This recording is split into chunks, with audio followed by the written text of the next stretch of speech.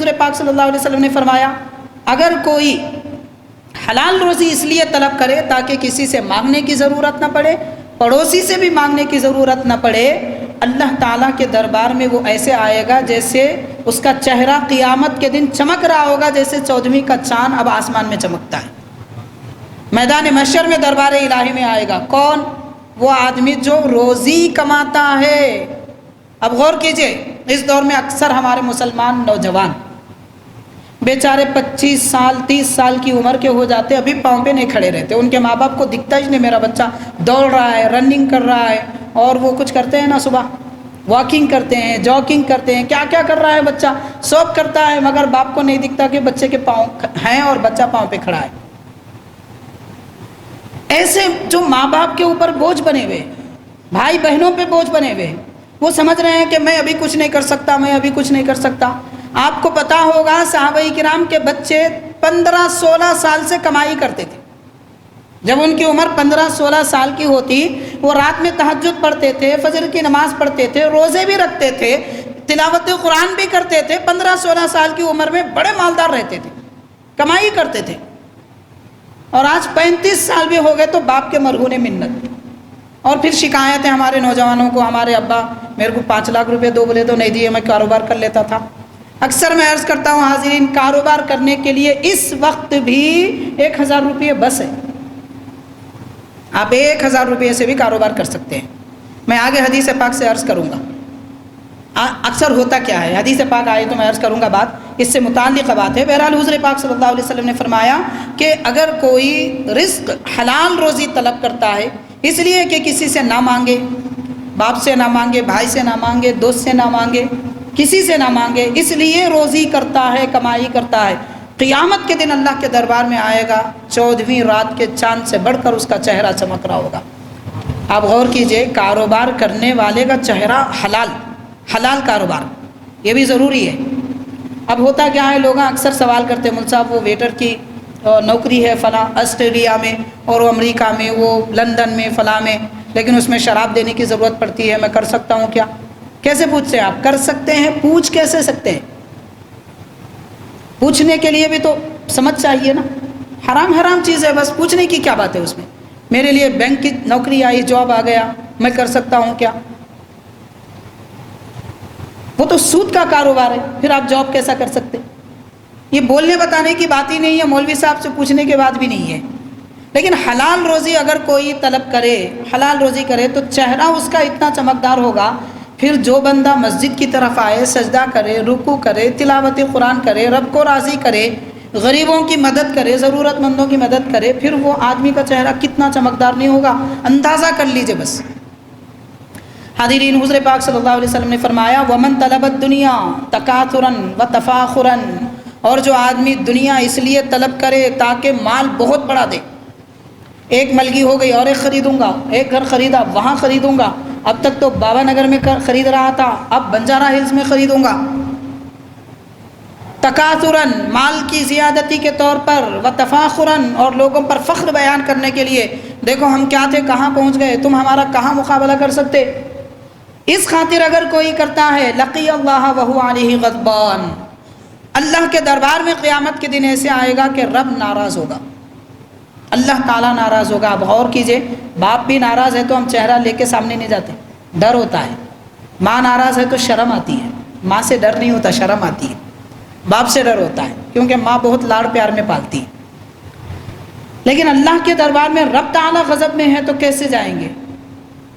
یہ طلب حلال ہے، یہ طلب حلال بھی فخر کے طور پر کرے تو یہ حال ہے۔ اب غور کیجئے، وہ لوگ جو شادیوں میں فخر کے طور پر 80,000 کی کار میں آتا نوشا، اگر 80,000 کسی اور کو دیتا، بیچارہ سال بھر گھر کا سارا خرچ چلا لیتا، سال بھر بے فکر ہو جاتا، 4 گھنٹے کے اندر 80,000 بیکار، اتنی بڑی کار، اور اس کے بعد جو پٹاخے پھوڑے جاتے ہیں، پھر کیا کہنا، آس پاس کے لوگوں کی نیند حرام، سب کی بد دعائیں۔ اب نکاح کے بعد زندگی اچھی رہتی، گھر میں سونے والے بوڑھے، گھر میں سونے والے بچے بد دعا دیں گے آوازیں سن سن کے، تو نکاح کے بعد زندگی اچھی رہے گی؟ سوچ لیں ہم کیا کر رہے ہیں۔ فخر کے طور پر اگر ایسا کیا جاتا ہے تو اللہ ناراض ہے۔ اور حاضرین کرام، دیکھیے دنیا طلبی کا نقصان کیا ہوتا ہے۔ دنیا طلب کرنے والے لوگوں کے متعلق یہ بھی روایت میں آتا ہے، حضرت سیدنا عیسیٰ علیہ الصلاۃ والسلام ایک مقام سے تشریف لے جا رہے تھے، اور وہاں پر دیکھا کہ اس بستی میں جتنے لوگ ہیں مرے پڑے ہیں، کوئی دفنایا ہوا نہیں ہے۔ حضرت عیسیٰ علیہ السلام اکثر جنگلوں میں بیابانوں میں اپنا وقت گزارتے تھے، سفر میں رہتے تھے۔ سفر میں بھی اللہ کی بڑی بڑی نعمتیں کھلتی ہیں، جو اللہ کے پیارے ہیں ان پر کھلتی ہیں۔ جو دنیاوی طور پر سفر کرتے ہیں ان کے لیے شیاطین کا سامنا ہوتا ہے، ان کے لیے مشکلات ہوتی ہے، ان کے لیے آصب ہوتی ہے، مصیبتیں ہوتی ہیں، سفر کی مشقتیں ہوتی ہیں۔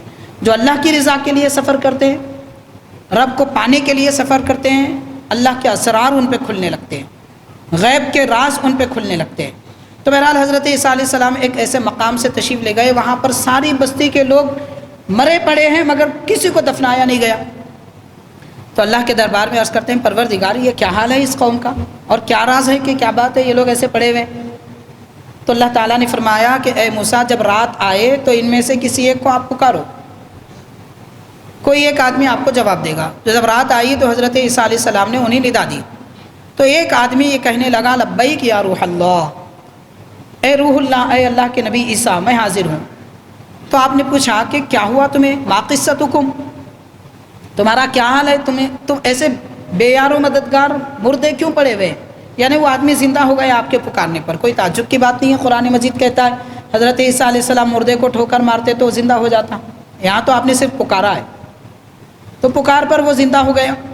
تو آپ نے پوچھا کیا بات ہے؟ تو اس نے کہا کہ دراصل میں ان لوگوں میں سے نہیں ہوں، میں اس بستی کا نہیں ہوں، میں بھی یہاں سے گزر رہا تھا، لیکن بات دراصل یہ ہے کہ یہ لوگ صبح شام ہمیشہ دنیا کی طلب میں زندگی گزارتے تھے، ان کو اللہ کی یاد سے کوئی سروکار نہیں تھا، ذکر الہی کوئی معنی نہیں رکھتی تھی، دین، آخرت، قبر، حشر کا کوئی تصور نہیں تھا، بس ہمیشہ دنیا کی طلب میں رہا کرتے تھے۔ اللہ تبارک و تعالیٰ ناراض ہو کر ایک مرتبہ ان پر ایسا عذاب نازل فرمایا، اور یہ دنیا کی طلب میں کیسے رہتے تھے اس کی مثال دے کر وہ شخص کہتا ہے کہ لِحُبِّنَا الدُّنْيَا كَحُبِّ الصَّبِيِّ لِأُمِّهِ إِذَا أَقْبَلَتْ إِلَيْهِ، یہ دنیا سے ایسی محبت کرتے تھے جیسے بچہ تڑپتے اپنی ماں سے محبت کرتا ہے، اس سے لپک جاتا ہے، جیسے بچے کو اپنے ماں کی ضرورت محسوس ہوتی ہے، یہ دنیا سے اتنی محبت کرتے تھے۔ اس لیے اللہ تعالیٰ نے ان پر عذاب نازل فرمایا، اور جس وقت عذاب نازل ہوا میں وہاں سے گزر رہا تھا، عذاب مجھ پہ بھی آ گیا۔ تو حاضرین کرام، اسی لیے یاد رکھنا چاہیے کہ ہم نیک بھی ہوں تو عذاب آ سکتا ہے۔ عذاب عموماً برائی کی وجہ سے آتا ہے، ایک بات، دوسرا برائی پر خاموش رہنے کی وجہ سے بھی عذاب آتا ہے۔ صرف برے لوگوں پر ہی عذاب نہیں آتا، برائی پر دیکھ کر خاموش رہنے والوں پر بھی عذاب آتا ہے۔ خیر اس کا عنوان الگ ہے، اس کی تفصیلات الگ ہے، کسی موقع پہ ہم اس عنوان پہ بات کریں گے۔ حضرت موسیٰ علیہ السلام نے پوچھا کہ جب میں نے سب کو پکارا تو تم اکیلے کیوں اٹھ کر جواب دے رہے ہیں، باقی لوگ کیوں جواب نہیں دے پا رہے ہیں؟ تو اس شخص نے کہا کہ میں صرف یہاں سے گزر رہا تھا، اس لیے اللہ نے مجھے ہلکا عذاب دیا، اور ان لوگوں کو دراصل آگ کے کانٹے سے حلق میں چبا کر لٹکایا گیا ہے، دنیا کی ایسی محبت کی وجہ سے ہلاک تو ہو گئے، اور آگ کا کانٹا چبا کر انہیں لٹکایا گیا ہے، ان کا منہ کھلا ہے، وہ بات ہی نہیں کر سکتے، جبکہ میرا منہ صرف بند کر دیا گیا تھا، جب آپ نے پکارا تب میرا منہ کھولا گیا، اس لیے میں آپ کو جواب دے رہا ہوں۔ تو حاضرین، اگر کوئی دنیا سے ایسی محبت رکھتا ہے تو پھر اس کو بھی یہ عذاب دیا جاتا ہے۔ اب آپ غور کیجئے کہ ہماری زندگی کیا واقعی طور پر ہم جائزہ لیں اپنی زندگی کا، دنیا کی محبت میں ہم گرفتار نہیں ہیں؟ دنیا کی محبت کی ہی خاطر بھائی بھائی سے لڑتا نظر آتا ہے، چھوٹی سی مال و دولت کی خاطر لوگ رشتے توڑ دیتے ہیں، قتل و غارت گری عام ہو رہی ہے، اور تعلقات کاٹ لیے جا رہے ہیں، اور افسوس کی بات یہ ہے کہ دنیاوی نام و عزت کی خاطر ہمارے گھروں کے فیصلے غیروں کے سامنے ہو رہے ہیں۔ آپ جا کر دیکھیے پولیس ناکوں میں، اور اس میں سب سے زیادہ مسلمانوں کے کیسز میں شادی کے کیسز ملیں گے، میاں بیوی کے جھگڑے، دو خاندانوں کے جھگڑے، ساس بہو کے جھگڑے۔ جو مسئلے ہم اپنے طور پہ حل کر سکتے ہیں ہم اپنے طور پہ حل نہیں کر رہے ہیں،